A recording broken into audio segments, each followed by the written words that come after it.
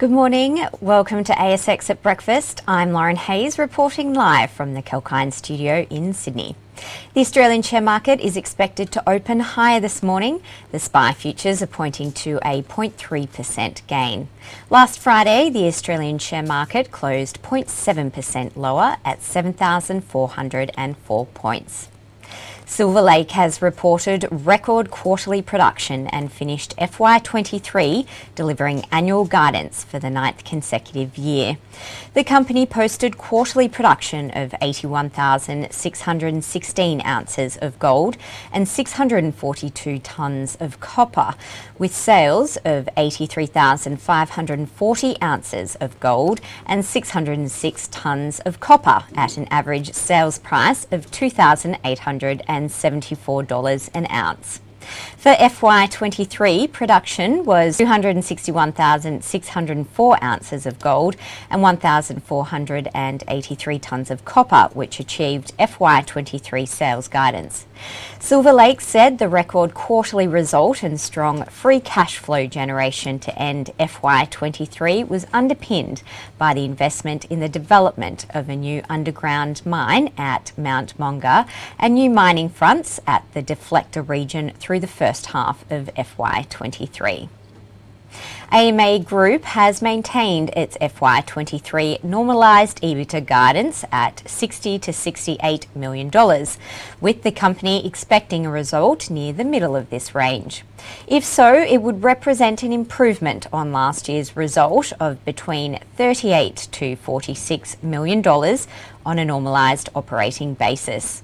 AMA reported strong cash generation from operating activities of $19.4 million in the fourth quarter of 23, including $6.1 million received upon closeout of an interest rate swap and $2.4 million spent on lease make goods.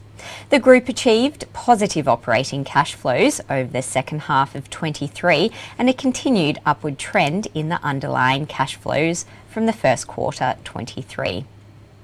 Bubs Australia has posted gross revenue for the quarter ending 30th of June at $20 million, which was up 27% on Q3 but down 59% on the same period last year.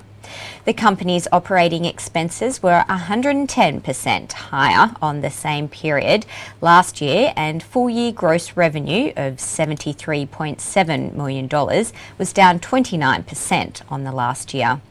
Looking at the company's sales regions, the US continued to build momentum with Q4 revenue of $11.8 million, up 45% on the same period last year and up 97% on the quarter. Meanwhile, China's Q4 revenue of $1.4 million was down 96% on the same period last year and down 55% on the quarter, with significant amounts of finished goods inventory still held in trade. Back at home in Australia, Q4 revenue of $5.1 million was up 7% on the same period last year and down 3% on the quarter. Now it's time for a short break, but stay tuned for more news set to affect the trading day. Build better relationships, get connected, heard and noticed. We always believe in getting you the best.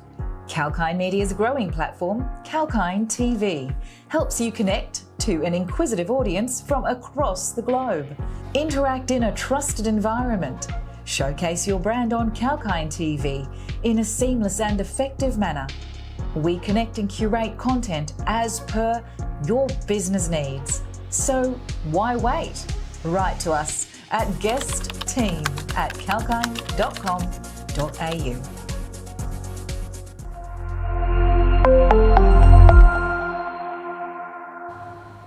Welcome back to the ASX at Breakfast report. The Dow Jones Industrial Average gained 0.5%, the S&P 500 added 1%, while the Nasdaq Composite was 1.9% higher. European markets closed higher. London's FTSE added 0.02%, Frankfurt gained 0.4%, and Paris closed 0.2% higher. Turning to Asian markets, Tokyo's Nikkei fell 0.4%, Hong Kong's Hang Seng gained 1.4%, while China's Shanghai Composite closed 1.8% higher. Well, that's all for our ASX at Breakfast report this morning here at Kelkine TV. I'm Lauren Hayes. Have a great day trading and stay tuned for more market updates and economic news live throughout the day.